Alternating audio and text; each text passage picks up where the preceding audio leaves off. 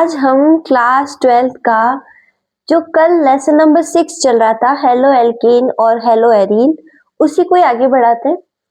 कल मैंने आपको 2 क्वेश्चंस दिए थे, जानते हैं इनके आंसर्स क्या क्या होंगे।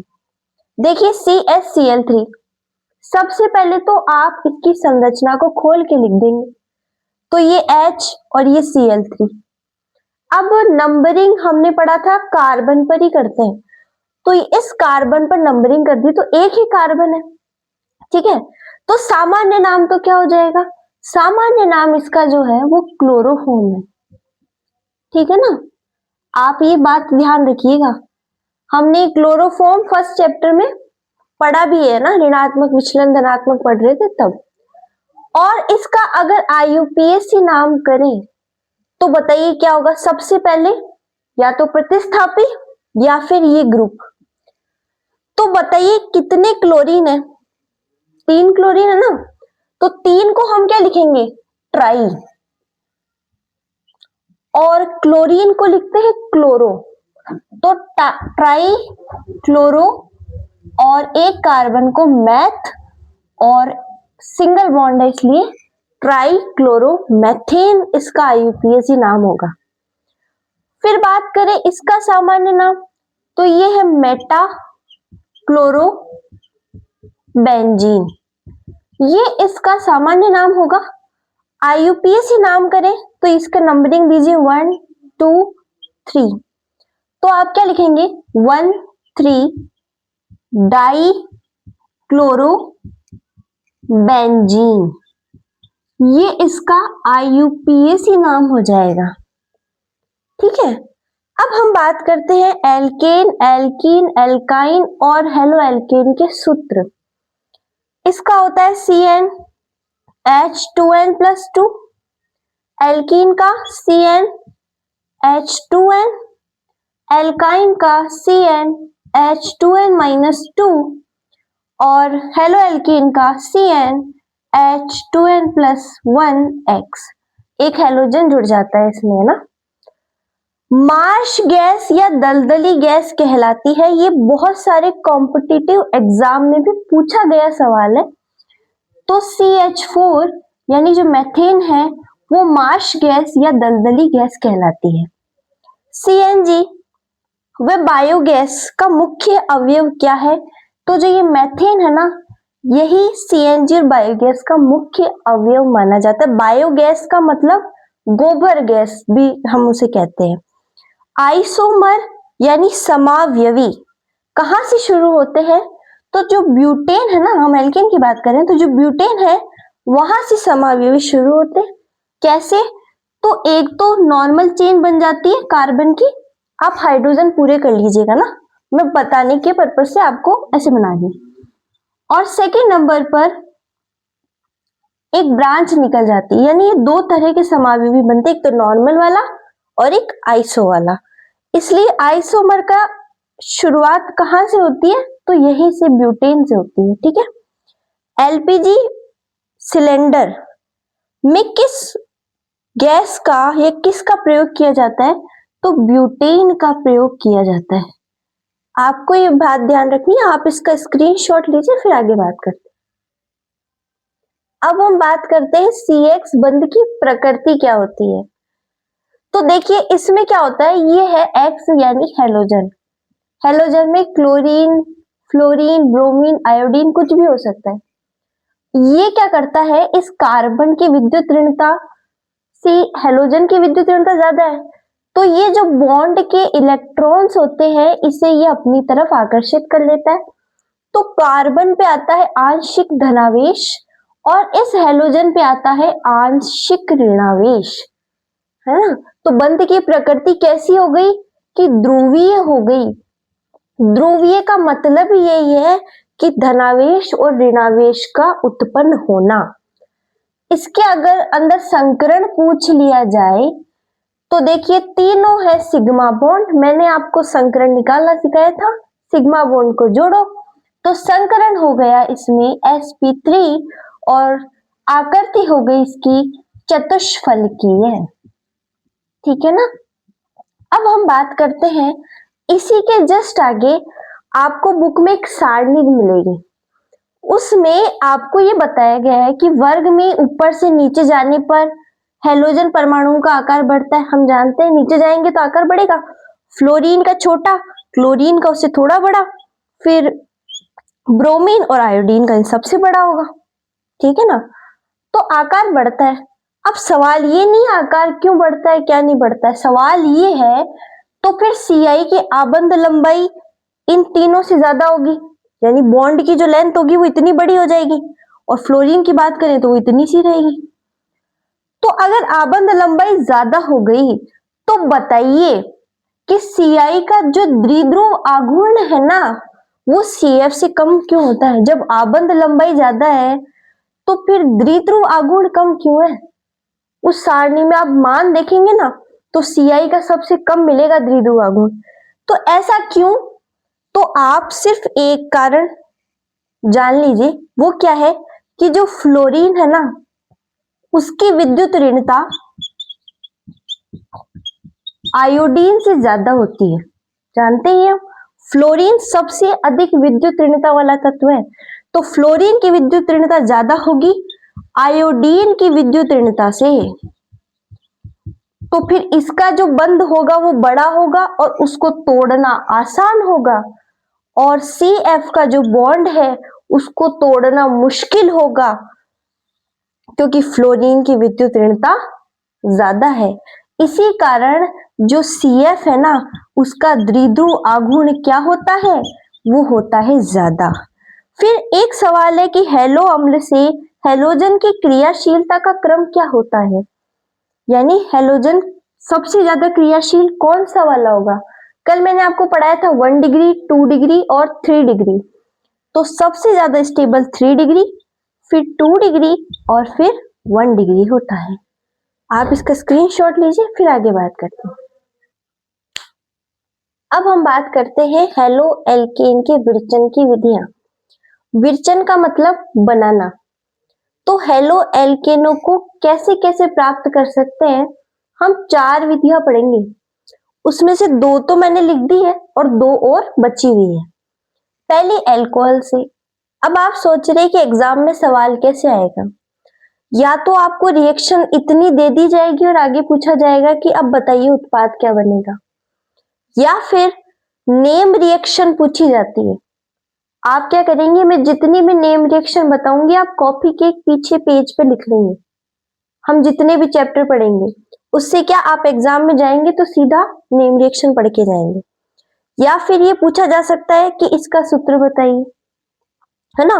तो ये 2 या 3 तरह के सवाल आपके बनते हैं। एक तो नेम रिएक्शन पूछ ले सीधा कि इसमें बताओ उत्पाद क्या बनेगा, या फिर आधी रिएक्शन दे दे फिर पूछ ले उत्पाद क्या बनेगा, ठीक है ना।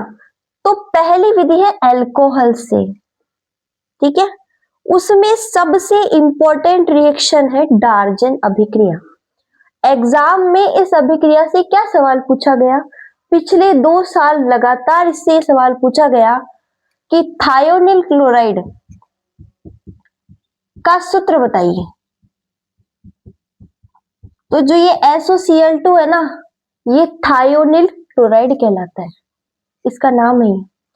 और ये रिएक्शन होती है पिरिडीन की उपस्थिति में, और जो ये पिरिडीन होती है ना अभी मैं आपको बता दूंगी इसका कार्य क्या है। अब ये आपके पास रिएक्शन है, अब आपको इसको पूरा याद करना है कि अल्कोहल ले लिया आपने सबसे पहले, उसकी रिएक्शन थायोनिल क्लोराइड के साथ पिरिडीन की उपस्थिति में करी, तो अब उत्पाद कैसे बनेगा। अब ऐसे आप याद रखेंगे तो मुश्किल होगी, तो देखिए इसको इजी वे में कैसे याद करेंगे। इनको अलग अलग लिख लो, R O और H लिख लिया, ये बीच में S लिख दिया, और डबल बॉन्ड O Cl और Cl खोल के लिख दी। तो एक बन गया RCl, एक बन गया Cl, और बीच में आ गई SO2। अब आप यह लिख देंगे यही उत्पाद है RCl, SO2 बाहर निकल गई गैस की फॉर्म में और आ गया HCl। तो बताइए डार्जन अभिक्रिया में बनने वाला मुख्य उत्पाद कौन सा है, तो ये एल्किल क्लोराइड है, ठीक है ना। ये सबसे अधिक उपयुक्त विधि मानी जाती है एल्किल क्लोराइड को प्राप्त करने की। क्यों? क्योंकि इसमें जो हम पेरिडीन उत्प्रेरक के रूप में लेते हैं वो इस बनने वाले HCl को अवशोषित कर लेता है और SO2 गैस बाहर निकल जाती है, तो हमें मुख्य उत्पाद के रूप में ये RCl ही प्राप्त हो जाता है। इसी कारण ये सबसे उपयुक्त विधि मानी जाती है। इसका नाम क्या है? Alkyl chloride. या जो भी R ग्रुप आ जाएगा, जैसे मान लीजिए मेथिल आ गया, एथिल आ गया, तो आप वो लिख देंगे। उसके बाद में ये रिएक्शन अगर ऐसे एग्जाम में मिल जाए आपको कि अल्कोहल की क्रिया HCl से कराई ZnCl2 की प्रेजेंस में, तो बनने वाला मुख्य उत्पाद RCl, यानी ये RCl बन गया और H2O बाहर निकल गया। तो आप ऐसे लिख लेंगे। अगर अल्कोहल की क्रिया PCl5 के साथ करवाई तो क्या बनेगा? तो इसको बनाने का देखिए, ये R, ये O, ये H, ये P, Cl, Cl और ये इस तरीके से ये RCl निकल गया, HCl निकल गया, बीच में POCl2 बच गया। ये 1 2 3 4 सॉरी PCl3 बच गया। ये एक यहाँ आ गया, एक यहाँ आ गया, 3 बीच में आ गए क्योंकि 5 है। तो क्या क्या लिखेंगे? RCl, POCl3 और HCl। अगर ये रिएक्शन आ गई, PCl3 आ गया, तो आपको यहाँ पे 3 लिख लेना है आगे आसान करने के लिए। तो कुछ नहीं करना, ये 3 R O H को अलग लिख लीजिए, ये P है ऐसे कैसा, और इसके साथ में ये 3 Cl है, तो एक तो ये निकल जाएगा, तो 3RCl बन जाएगा, H3PO3 बन जाएगा। ठीक है। उसके बाद में इस अल्कोहल की क्रिया X2 यानी हेलोजन के साथ लाल फास्फोरस की उपस्थिति में कराएंगे तो क्या उत्पाद बनेगा? तो आपके पास में उत्पाद RX बन जाएगा और बाकी का जो इसमें मान लीजिए जो भी आएगा, क्लोरीन ले लिया, ब्रोमीन ले लिया, आयोडीन ले लिया, कुछ भी ले लिया, तो वो बाकी इन H के साथ में बाहर निकल जाएगा। तो मुख्य उत्पाद क्या बन जाएगा? एल्किल हैलाइड बन जाएगा। तो अगर एग्जाम में मिले कि अल्कोहल से हेलो एल्केन बनाइए, तो आप सबसे पहले आपके दिमाग में डार्जेन अभिक्रिया आनी चाहिए, आप ये करके आ जाएंगे। और अगर ऐसे नहीं दे, रिएक्शन देके आधी रिएक्शन देके पूछ ले अब बताओ उत्पाद क्या बनेगा, तो आप ऐसे करके आ जाएंगे। दूसरी विधि है हाइड्रोकार्बन से। पहली है क्लोरीनीकरण और दूसरी है ब्रोमीनीकरण। दोनों में क्या करना है? कुछ नहीं करना, एक बार ये CH3 है, ये CH2 है, ये CH2 के इधर आगे Cl जोड़ देंगे और एक बार क्या कर देंगे CH3 CH और यहाँ पे जोड़ देंगे Cl और यहाँ CH3 हो जाएगा।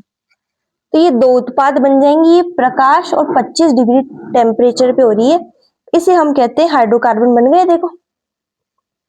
और ये क्लोरीनीकरण रिएक्शन है। उसके बाद में बात करते हैं ब्रोमीनीकरण। इसमें क्या होता है? ये 127 डिग्री टेम्परेचर पे इसमें भी सेम ऐसे ही उत्पाद बनता है, CH3 CH2 CH2 और Br प्लस में CH3 CH Br और CH3। अभी हम समझेंगे कि मुख्य उत्पाद क्या बनेगा। अभी मार्कोनिकॉफ और एंटी मार्कोनिकॉफ रूल आएगा जस्ट इसके बाद में, तब मैं आपको ये समझा दूंगी कि मुख्य उत्पाद हम किसे मानते हैं।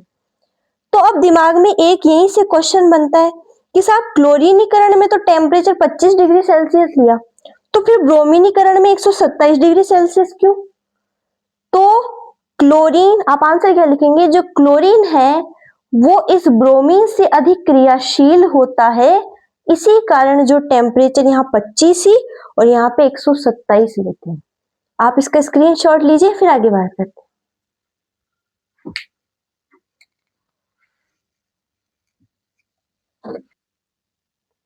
तीसरी विधि की बात करते हैं एल्कीनो से और चौथी विधि है हेलोजन विनिमय। अब दो नियम है, जो एक तो है मार्कोनिकॉफ और एक है प्रति मार्कोनिकॉफ रूल। मार्कोनिकॉफ का नियम, सीधा एग्जाम में आपसे पूछ सकता है, मार्कोनिकॉफ का नियम का कथन बताइए और उदाहरण द्वारा स्पष्ट कीजिए, या फिर कह सकता है प्रति मार्कोनिकॉफ का नियम बताइए, उदाहरण सहित स्पष्ट कीजिए। तो मार्कोनिकॉफ नियम ये कहता है कि जब भी कार्बन कार्बन के बीच में द्विबंध आ जाता है, कौन सा बंध आ जाता है? द्विबंध या फिर डबल बॉन्ड आ जाता है, तो हाइड्रोजन वहां जुड़ेगा जहां हाइड्रोजन की संख्या ज्यादा है, जहां हाइड्रोजन की संख्या ज्यादा है, और हैलाइड वहां जुड़ेगा, यानी ये हेलोजन, हेलोजन वहां जुड़ेगा जहां हाइड्रोजन की संख्या कम है। सिंपल सी बात, हाइड्रोजन वहां जुड़ेगा जहां हाइड्रोजन की संख्या ज्यादा है, और हेलोजन वहां जुड़ेगा जहां हाइड्रोजन की संख्या कम है। ठीक है, कार्बन कार्बन के बीच में द्विबंध दिख गया, साथ में HI दिख गया, यानी मार्कोनिकॉफ नियम तो लगेगा। ठीक है, अब ये द्विबंध हटेगा और फिर कार्बन की संयोजकता 4 होनी चाहिए, यानी 4 बॉन्ड पूरे होने चाहिए। अब अगर डबल बॉन्ड है तो डबल बॉन्ड को हटाने पे एक बॉन्ड वापस खाली हो जाएगा, तो इस खाली की जगह कोई ना कोई तो जुड़ेगा। तो हाइड्रोजन को कहां जोड़ेंगे? जहां हाइड्रोजन की संख्या ज्यादा है। ज्यादा कैसे पता पड़ेगी? यहां पे H2 है, जुड़ेंगे कहां? इन कार्बन कार्बन द्विआबंध के ऊपर ही जुड़ेंगे, इस तरफ नहीं जुड़ेंगे। ये तो पूरा ही है, इसके पास तो 4 है, ये 3 और 1 4। तो यहां पे हाइड्रोजन 2 है और यहां पे हाइड्रोजन 1 है, तो बताइए हाइड्रोजन कहां जुड़ेगा? जहां हाइड्रोजन की संख्या ज्यादा है। तो फिर हाइड्रोजन कहां जुड़ जाएगा? यहां आ जाएगा, और हेलोजन कहां आ जाएगा? वो यहां आ जाएगा। तो मुख्य उत्पाद क्या बनेगा कि CH3 CH, और यहां पे कौन जुड़ेगा? यहां पे आपका जुड़ेगा ये आयोडीन, क्योंकि हमने आयोडीन लिया है हेलोजन, और यहां पे CH3। अगर मैं आपको इसका नामकरण करने को कहूं तो आप क्या कहेंगे? 2 आयोडो प्रोपेन इसका नाम होगा। ठीक है ना? तो ये है आपका मार्कोनिकॉफ रूल। मार्कोनिकॉफ नियम क्या कहता है? हाइड्रोजन वहां जुड़ेगा जहां हाइड्रोजन की संख्या ज्यादा है, और हेलोजन वहां जुड़ेगा जहां हाइड्रोजन की संख्या कम है। अब इसी के बाद में बात आती है एंटी मार्कोनिकॉफ। इसका इंग्लिश नाम है एंटी मार्कोनिकॉफ रूल। प्रति मार्कोनिकॉफ नियम, एक नाम और मिलेगा, उसे कहते हैं खराश प्रभाव। क्या कहेंगे? खराश प्रभाव। एक नाम और है परोक्साइड प्रभाव। परोक्साइड प्रभाव क्यों? क्योंकि इसमें परोक्साइड लिया हमने H2O2। ठीक है ना? परोक्साइड ये हम 11th में पढ़ चुके हैं कि ऑक्सीजन एक तो प्लस, ये ऑक्सीजन की संयोजकता 2 भी होती है, माइनस 1 भी होती है, और -1/2 भी होती है। तो ये देखो, ये H2 और O2 इस फॉर्म में जो होती है जब ऑक्सीजन की संयोजकता निकालते हैं, इसी कारण इसका नाम परोक्साइड प्रभाव, परोक्साइड है ना, इस पूरे का नाम परोक्साइड इसलिए है। और भी हो सकते हैं, पर मैंने H2O2 लिया है यहाँ पे भी। ठीक है, प्रति मार्कोनिकॉफ रूल, खराश प्रभाव या परोक्साइड प्रभाव क्या कहलाता है? मार्कोनिकॉफ नियम का जस्ट उल्टा। वहां हाइड्रोजन कहां जुड़ रहा था? जहां हाइड्रोजन की संख्या ज्यादा है। ये कहां जुड़ेगा? जहां हाइड्रोजन की संख्या कम हो। और हेलोजन कहां जुड़ेगा? हेलोजन वहां जुड़ेगा जहां हाइड्रोजन की संख्या ज्यादा है। हाइड्रोजन की संख्या ज्यादा है, वहां जुड़ेगा। जस्ट उल्टा है ये। आप कैसे समझेंगे कि हमको मार्कोनिकॉफ नियम कब लगाए, प्रति मार्कोनिकॉफ नियम कब लगाए? दिमाग में बस इतना रखना, परोक्साइड आ जाए और HBr आ जाए तो आपको एंटी मार्कोनिकॉफ नियम ही लगाना है। अब उत्पाद कैसे बनाए? ये द्विआबंध दिख गया, ठीक है। हाइड्रोजन की संख्या ज्यादा यहाँ पे, तो यहाँ पे कौन जुड़ेगा? हेलोजन जुड़ेगा। तो CH3 CH यहाँ पे जुड़ जाएगा हाइड्रोजन और यहाँ पे जुड़ जाएगा हेलोजन। अब इसका नाम करने को कहूं तो 1 ब्रोमोप्रोपेन। तो ये है आपका एंटी मार्कोनिकॉफ नियम। फिर एक कहे असंतृप्तता का परीक्षण, एग्जाम में अगर ऐसे मिल जाए, असंतृप्तता का परीक्षण या द्विआबंध की पहचान हेतु विधि लिखिए, है ना, एग्जाम में पूछ सकता है। तो आपको ऐसे पूछे या फिर आधी रिएक्शन दे देगा यहां तक और कहेगा अब बताओ आगे क्या होगा। तो बस इतनी सी बात याद रखनी कि Br2 यहां पे इसका कलर लाल है, कार्बन टेट्राक्लोराइड दिख जाए, इसका नाम है कार्बन टेट्राक्लोराइड, सामान्य नाम, ठीक है ना। और फिर अब बात करते हैं कि अब उत्पाद क्या बनेगा। तो कुछ नहीं करना, इधर भी Br जोड़ देना है, इधर भी Br जोड़ देना है और यहाँ पे CH2 जुड़ गया, यहाँ CH2 जुड़ गया और यहाँ पे इसका कलर लाल था, उधर रंगहीन हो गया। इसका मतलब ये इसमें द्विआबंध मौजूद होता है, ऐसे पुष्टि करते हैं इसकी, क्योंकि यहाँ पहले लाल था, अगर ये रंगहीन होता है इसका मतलब इसमें द्विआबंध मौजूद था, इसलिए इसे असंतृप्तता की परीक्षण भी कहते हैं, क्योंकि एल्कीन और एल्काइन असंतृप्त यौगिक होते हैं, इसीलिए। ये बात आपको समझ में आई होगी। हेलोजन विनिमय चौथी अभिक्रिया है। पहली क्या पढ़ी, अल्कोहल पढ़ी, दूसरी क्या पढ़ी, क्लोरीनीकरण और ब्रोमीनीकरण पढ़ी, तीसरी क्या पढ़ी, मार्कोनिकॉफ और एंटी मार्कोनिकॉफ, और चौथी क्या पढ़ी, हेलोजन विनिमय। हेलोजन विनिमय में ये दो रिएक्शन है, नेम रिएक्शन कहते हैं, जिस पर किसी का नाम लिखा हुआ हो वो अभिक्रिया एग्जाम में सीधा कह के पूछ सकता है, बताइए फिंकेलस्टाइन अभिक्रिया लिखिए, या ये पूछ सकता है फिंकेलस्टाइन अभिक्रिया में बनने वाला मुख्य उत्पाद क्या है, या फिंकेलस्टाइन अभिक्रिया में उत्प्रेरक के रूप में हमने किसे प्रयोग में लिया है। आपसे बस ये 2 या 3 ही सवाल पूछते हैं, या तो आधी रिएक्शन देगा, या नेम रिएक्शन पूछेगा, या फिर बनने वाले उत्पाद के बारे में पूछ लेगा। तो अब आपको ये जो जितनी भी नेम रिएक्शन बता रही हूं, ये प्लीज आप अपनी कॉपी के पीछे नोट करते रहिएगा, ताकि एग्जाम बोर्ड जब आप देने जाएं तो आपको कहीं ढूंढना नहीं पड़े, सीधा आपको वहीं दिख जाए, ठीक है ना।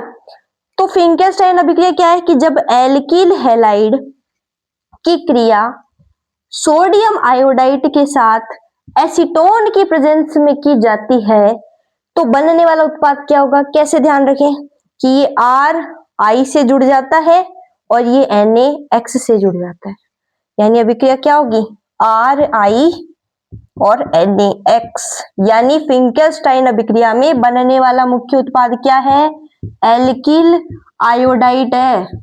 आपको ये बात ध्यान रखनी है, फिंकेलस्टाइन अभिक्रिया में बनने वाला मुख्य उत्पाद क्या होता है, एल्किल आयोडाइड।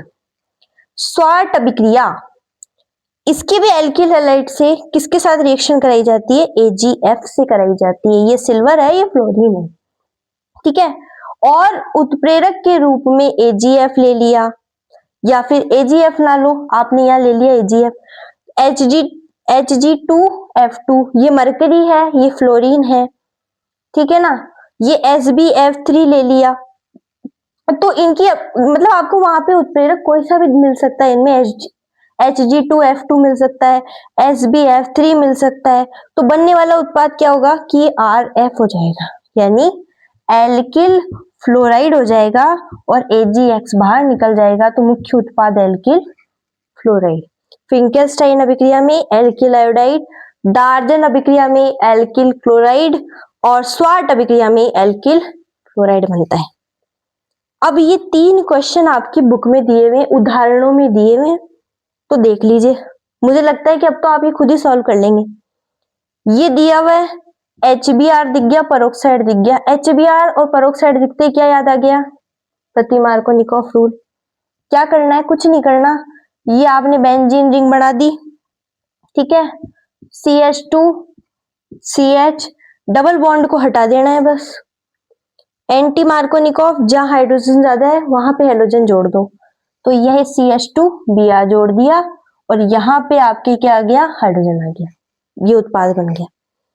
फिर आपसे कहा HCl की उपस्थिति में, तो यहाँ तो मार्कोनिकॉफ नियम ही लगेगा, क्योंकि हमने पढ़ा था एल्कीन की जब रिएक्शन HCl HI से की जाए तो उत्पाद कुछ मार्कोनिकॉफ के नियम से बनेगा। तो मार्कोनिकॉफ नियम क्या कहता है कि हेलोजन वहां जुड़ेगा जहां हाइड्रोजन की संख्या कम है, तो क्लोरीन यहाँ जुड़ जाएगा और ये CH2। अब इसका IUPAC नाम करना हो तो यहाँ से नंबरिंग करेंगे 2-क्लोरोब्यूटेन। उसके बाद में ये रिएक्शन, अब ये देखते आपको याद आ जाना चाहिए कि सोडियम आयोडाइड है, एसीटोन है और ये एक एल्किल हैलाइड है। कौन सी अभिक्रिया बताओ, ये लिखिए, फिंकेलस्टाइन अभिक्रिया। तो मुख्य उत्पाद क्या बनेगा कि CH3 CH2 और इसके साथ में तो जुड़ जाएगा आयोडाइड और ब्रोमीन बाहर निकल जाएगा, तो आयोडाइड और ये NaBr बन गया, इसका नाम एथिल आयोडाइड। तो आप इसका स्क्रीनशॉट लीजिए, फिर आगे बात करते हैं। अब हम बात करते हैं द्विध्रुव आघूर्ण किसका शून्य होगा।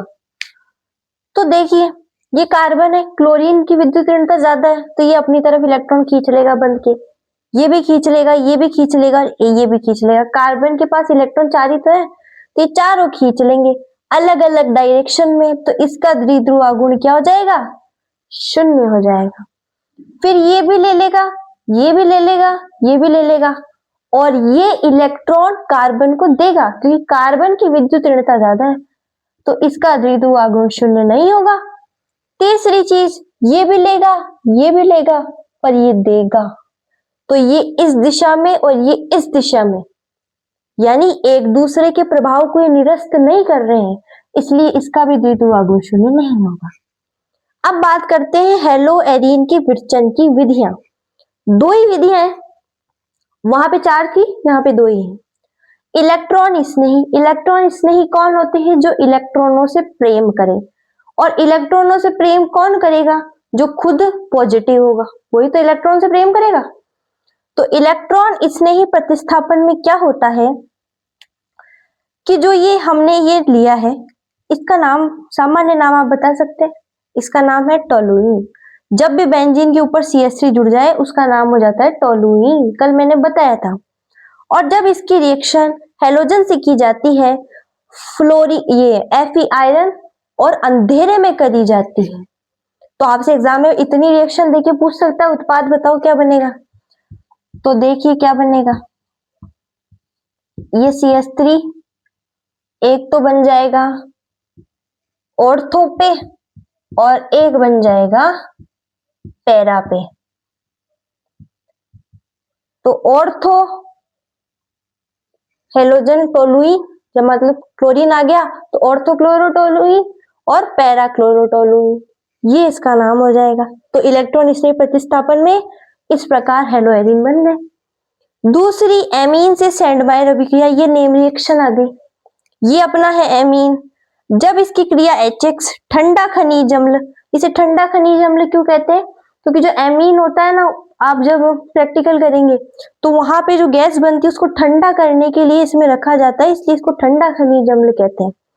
उसके बाद में NaNO2 सोडियम नाइट्राइट के साथ में हीट देकर करें। अब आपको ये सब कुछ ध्यान रखना पड़ेगा कि एमीन की रिएक्शन जब ठंडा खनिज अम्ल से NaNO2 सोडियम नाइट्रेट के प्रेजेंस में गर्म करके इतने टेम्परेचर पे की जाती है, तो उत्पाद क्या बनता है, तो उत्पाद बनता है N2 प्लस और X माइनस।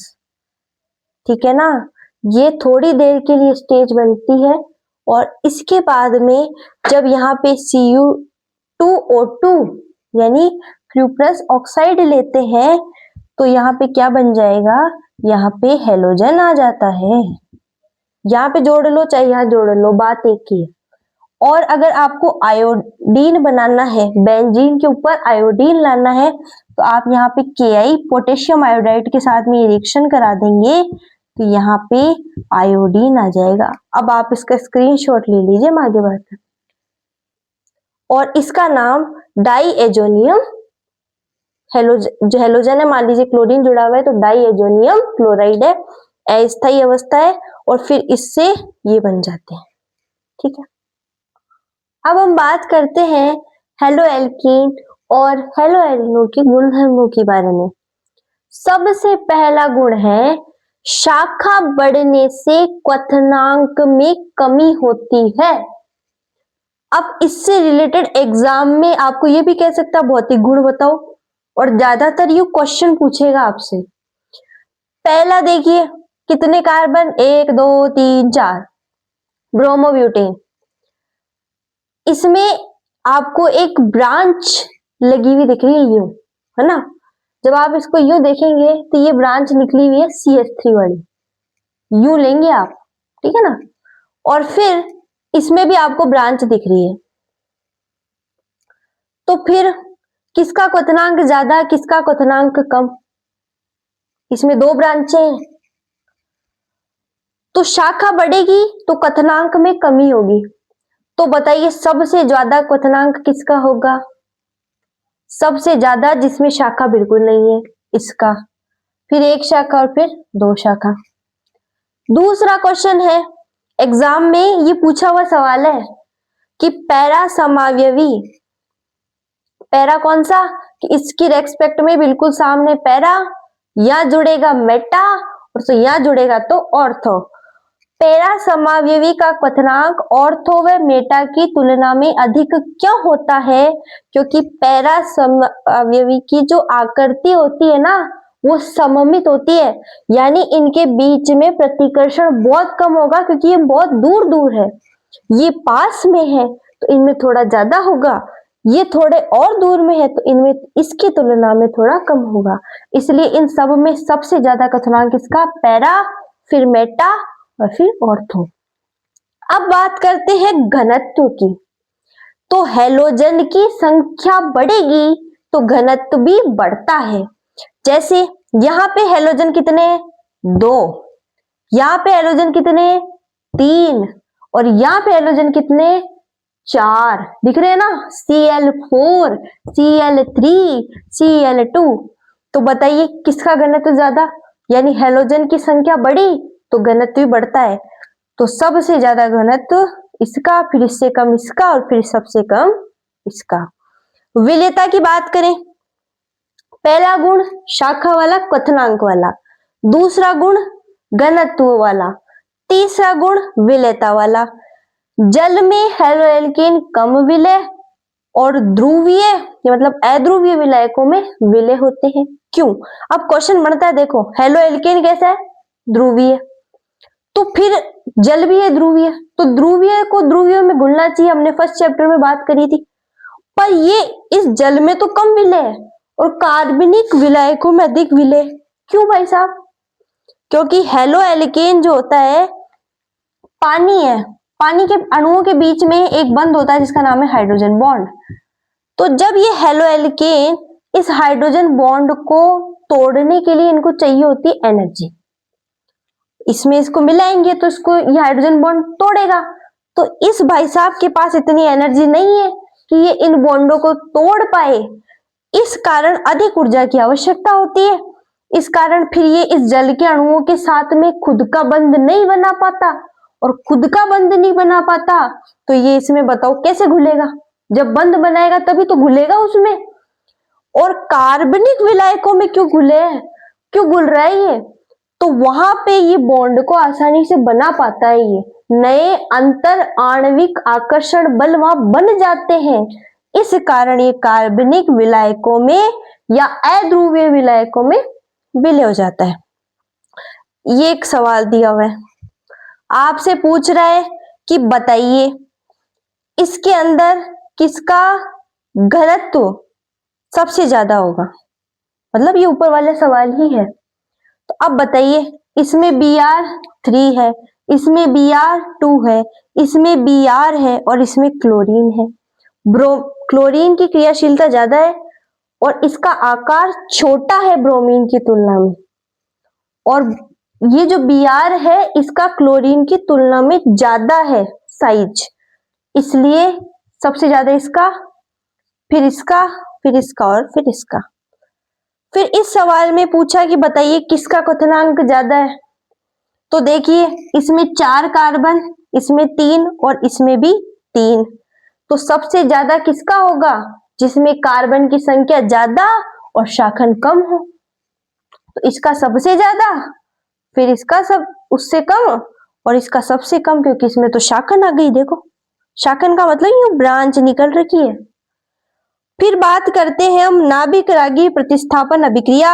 नाभिक रागी मतलब जो नाभिक से प्रेम करे। नाभिक में क्या होते हैं? प्रोटॉन और न्यूट्रॉन। इसका मतलब प्रोटॉन, और प्रोटॉन से प्रेम कौन करेगा? जो खुद नेगेटिव होगा।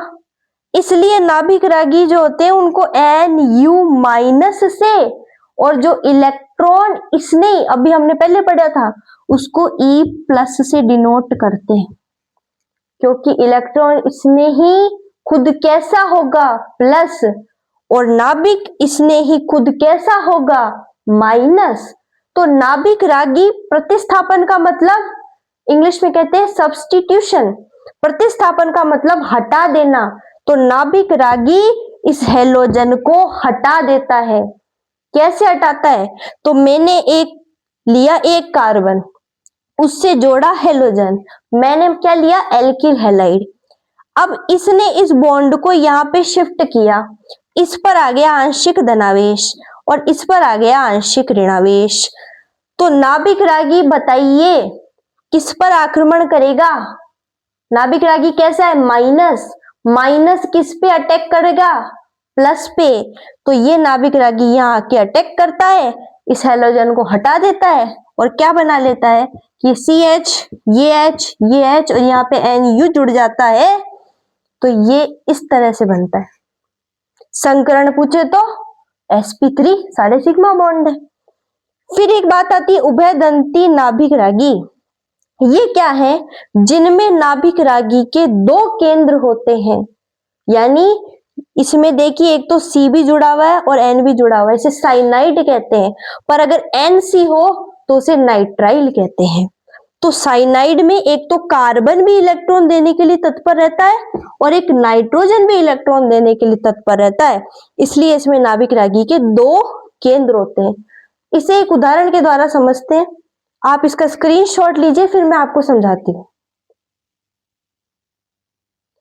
अब एक सवाल आपकी बुक में उदाहरण में दिया हुआ है कि हेलो एल्केन की KCN से अभिक्रिया में, पोटेशियम साइनाइड से अभिक्रिया में मुख्य उत्पाद एल्किल साइनाइड बनता है।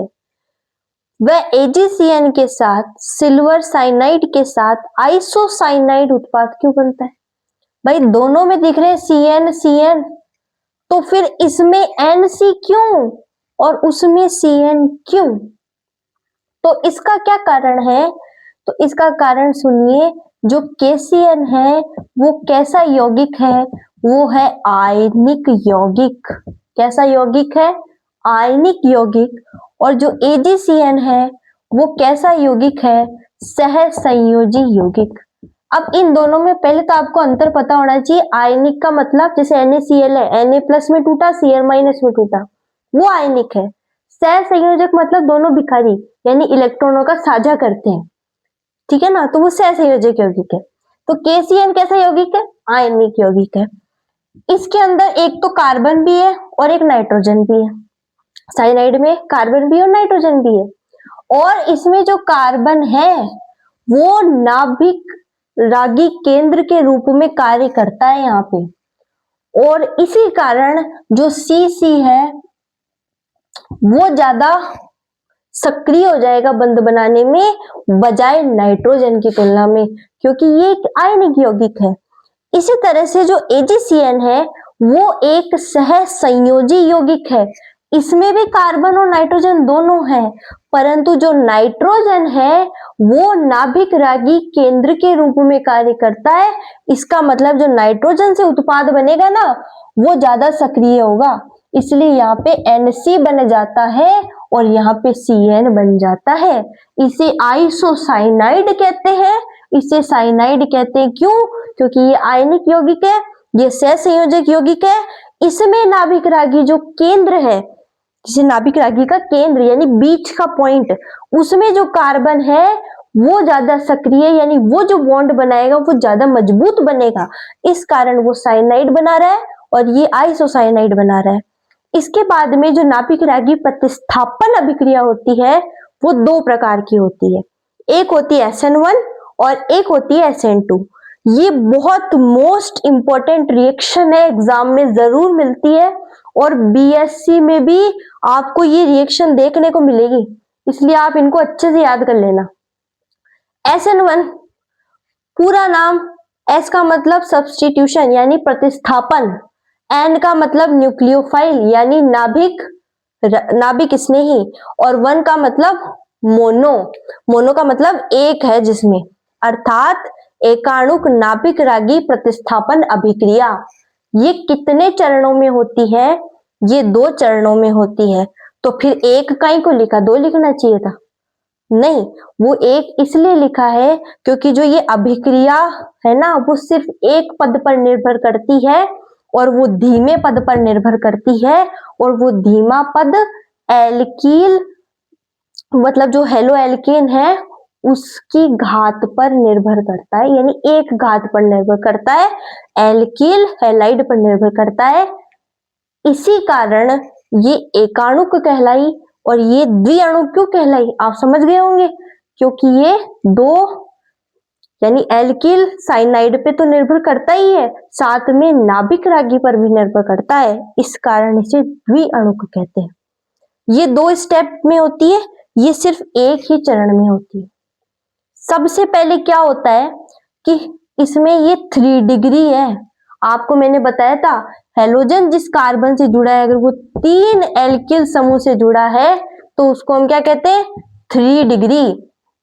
तो मतलब ये 3 डिग्री जो है, अब इसमें से हेलोजन निकलेगा और यहां पर क्या बनेगा, यहां पर बनेगा कार्बधनायन, यानी इसमें से जब Cl निकल जाएगा तो ये तो पॉजिटिव चार्ज का हो जाएगा और Cl माइनस चार्ज का हो जाएगा।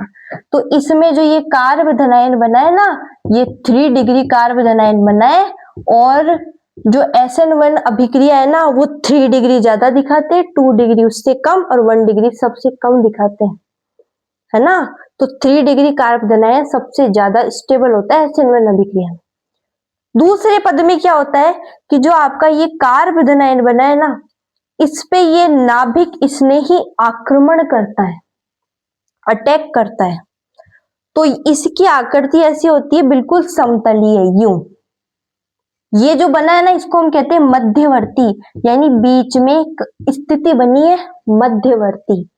तो जैसे ये है ना बिल्कुल सेम, ये समतली है, बिल्कुल समतल है, प्लेन। तो ये कार्बधनायन भी बिल्कुल ऐसा समतल होता है, जब इसको 3D में देखेंगे तो इसके समतल होने के कारण इसके अंदर 2 उत्पाद बनते हैं। वो कौन कौन से कि एक तरफ तो इधर नाभिक इसमें जुड़ जाएगा और एक इस तरफ जुड़ जाएगा, क्योंकि ये समतल है दोनों तरफ जुड़ सकते हैं।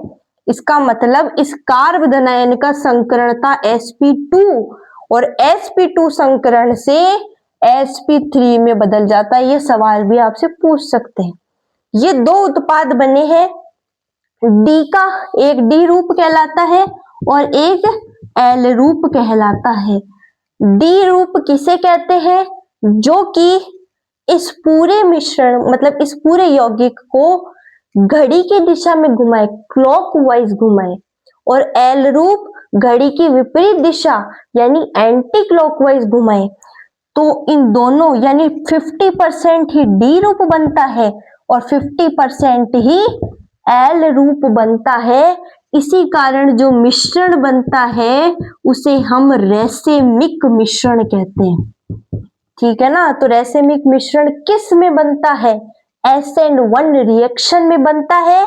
पहले क्या होगा, कार्बधनायन बनेगा, ये पद बहुत धीमी गति से होता है, दूसरा पद बहुत तीव्र गति से होता है। पहले में कार्बधनायन मध्यवर्ती बनता है और दूसरे में नाभिक इसने अटैक करता है और 2 उत्पाद बनते हैं, D रूप, L रूप। इसे संयुक्त रूप से जो मिश्रण बन जाता है इनका वो कहलाता है रेसेमिक मिश्रण। एग्जाम में पूछा जाता है कि बताइए रेसेमिक मिश्रण किसे कहते हैं, तो SN1 अभिक्रिया में जो D रूप 50% D रूप 50% एल रूप बनता है उसे ही रेसेमिक मिश्रण कहते हैं, जो ध्रुवण अघूर्णक होता है, यानी समतल ध्रुवित प्रकाश को नहीं घुमाता पर डी और एल रूप घुमाते हैं। ठीक है ना, ये बात हम बाद में करेंगे कि ध्रुवण अघूर्णक या घूर्णक क्या होते हैं। अभी आप समझिए 50% डी रूप और 50% एल रूप, और ये मिश्रण कहलाता है रेसेमिक मिश्रण। अब बात करते हैं SN2 की, द्विअणुक नाभिक रागी प्रतिस्थापन अभिक्रिया। ये एक ही स्टेप में हो जाती है। 1 डिग्री ज्यादा दिखाते हैं इस स्टेप को, क्यों? क्योंकि इसमें जो ये नाभिक रागी है ना, ये पीछे से अटैक करता है। इसकी इच्छा नहीं हुई अब सामने से अटैक करने की, पहले तो सामने से आके ही अटैक कर रहा था, अब बोला कि भैया सामने से का जमाना नहीं है, अब पीठ पीछे खंजर गोपो। तो ये पीठ पीछे यूं आता है और यहाँ पे अटैक करता है, पीछे से अटैक करता है। तो जब पीछे से अटैक करता है तो बताइए, अगर ये इस तरह से करेगा जहां पे इतने बड़े बड़े मैथिल ग्रुप है, तो इसको अटैक करने देंगे? ये पहले से रोक लेंगे इनको। इसलिए SN2 अभिक्रिया कौन अच्छे से दिखाता है? 1 डिग्री, फिर 2 डिग्री और 3 डिग्री सबसे कम दिखाता है। तो फिर इसमें बनती है संक्रमण अवस्था, यानी ये OH पीछे से अटैक करा और ये इधर Cl आ गया और ये HH, इसको इस ब्रैकेट में पैक करें तो ये जो बनता है ना, ये संक्रमण अवस्था कहलाती है इसकी। और फिर ये संक्रमण अवस्था बहुत क्षणिक अवस्था है, बिल्कुल अस्थायी अवस्था है। इस कारण ये OH यहाँ जुड़ जाता है और ये बन जाता है। अब एक बात समझनी है कि मध्यवर्ती और ये संक्रमण अवस्था, इनमें क्या अंतर है? तो आप समझ लीजिए, मध्यवर्ती एक घाटी है जिसमें ये पदार्थ थोड़ी देर ठहर जाते हैं, और संक्रमण अवस्था वो ऊंची पहाड़ी, काल्पनिक पहाड़ी है जिसपे ये नहीं रुक सकते। इसका मतलब मध्यवर्ती वाली जो अवस्था होती है वो थोड़ी ज्यादा स्टेबल हो जाती है, थोड़ी देर ज्यादा रुक सकती है, पर संक्रमण अवस्था बहुत ही क्षणिक अवस्था है, तुरंत ही हो जाती है। तो ये SN1 और ये SN2 अभिक्रिया है, इनको आपको बहुत अच्छे से याद करना और एग्जाम में यूं लिख के आना है। ये एकाणु क्यों कहलाती है? क्योंकि ये एल्किल हैलाइड की प्रकृति पर निर्भर करती है केवल, यानी आप यूं लिख सकते हैं कि ये सिर्फ एल्किल हैलाइड की प्रकृति पर निर्भर करती है, तो इसकी एक घात है, इस कारण इसे एकाणुक। और ये मैं क्या लिख रही हूँ के, तो ये अपन 11th क्लास में पढ़ चुके हैं, साम्य अवस्था के स्थिरांक वाली, उसकी बात है ये। तो ये एल्किल हैलाइड की प्रकृति पर तो निर्भर करती है, साथ में नाभिक स्नेही की प्रकृति पर भी निर्भर करती है। यहाँ पे NU- यानी नाभिक स्नेही कोई सा भी आ सकता है, मैंने एक उदाहरण OH का ले लिया। तो यहाँ पे कितनी घात हो गई? 2। इसी कारण इसे द्विअणुक नाभिक स्नेही प्रतिस्थापन भी कहते हैं, नाभिक रागी को नाभिक स्नेही भी कहते हैं। तो आई होप आपको समझ में आया होगा। इसके आगे हम नेक्स्ट वीडियो में करेंगे।